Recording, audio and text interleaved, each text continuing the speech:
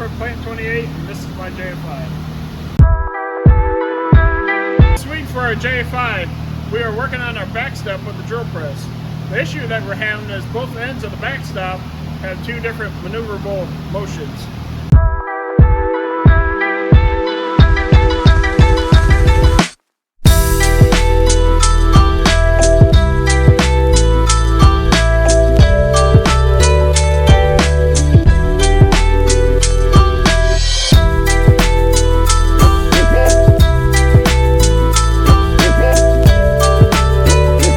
For our solution, we came up with this two-part design that we only have to crank once and move both arms at the same time.